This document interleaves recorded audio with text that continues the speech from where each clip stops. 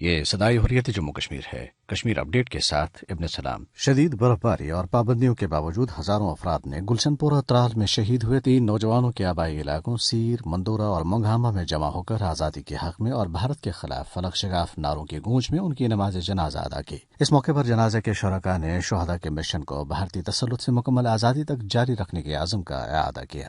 مقبوضہ کشمیر، جہاں بھارتی فوج کا محاصرہ اور مواصلاتی پابندیاں آج 162ویں روز بھی جاری رہیں، میں شدید برفباری کے باوجود قابض فوج اور پولیس کی بھاری نفری وادی کے 9 اور جموں کے راجوری اور دیگر اضلاع میں گزشتہ ایک ہفتے سے محاصرے اور تلاشی کی ظالمانہ کارروائیاں انجام دے رہی ہے۔ مواصلاتی اعتبار سے پہلے ہی 5 ماہ سے انقطاع کا شکار مقبوضہ کشمیر شدید برفباری اور سری نگر جموں شاہراہ بند ہونے کے باعث اب زمینی طور پر بھی دنیا سے کٹ کر رہ گیا ہے۔ فضائی ٹریفک معطل ہو گئی ہے، جبکہ لوگوں کو سہولیات اور ضروریات زندگی کے عدم دستیابی کے باعث گوناگوں مشکلات کا سامنا ہے۔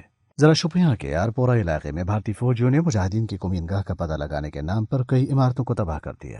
دریاسنا اسلام آباد کے علاقے سرڈل میں CRPF کے اہلکاروں پر حملے کے بعد قابض فوجیوں نے علاقے میں نہتے لوگوں کو انتقامی کارروائی کا نشانہ بنایا۔ اپڈیٹ ختم ہوا۔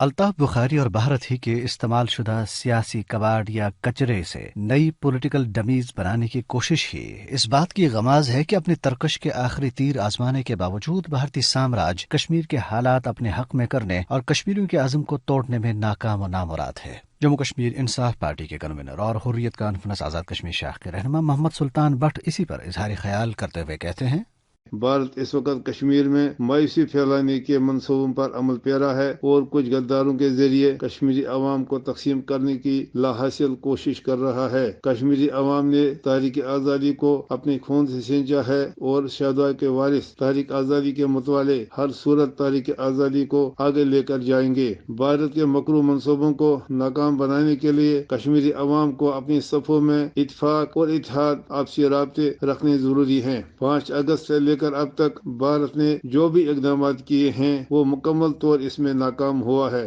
جبر و ظلم کے ہتھکڑوں کے آگے انشاءاللہ کشمیر عوام نہ جھکے گی نہ بکے گی۔ وہ دن دور نہیں جب کشمیر میں بھارت سے نجات اور آزادی کا سورج طلوع ہوگا۔ بھارتی خود سے یہ سوال کیوں نہیں کرتے کہ انہیں کشمیر میں شیخ عبداللہ جیسے سیاسی قد کاٹ والے لوگوں کی حمایت بھی حاصل رہی ہے، مگر کیا وہ 8% کشمیریوں کو بھی بھارتی عملداری پر آمادہ کر سکے ہیں؟ اگر کشمیریوں کے ہمالیائی عزم و استقامت کے آگے شیخ عبداللہ جیسی توپیں بھی ناکام ہو گئیں تو الطاف بخاری اور بھارت کی استعمال شدہ جماعتوں کی طرف سے مسترد شدہ یہ چند بے وقت لوگ کون سا چمتکار کر کے دیں گے؟ مودی سرکار کو ان سے وقتی طور پر ٹوٹی پھوٹی سیاسی بے ساکھی تو حاصل ہوگی، مگر یہ اس اٹل فیصلے کو نہیں ٹال پائیں گے جس میں بھارت کا کشمیریوں کے جذب و عزم کے آگے سرنگوں ہونا لکھا ہوا ہے۔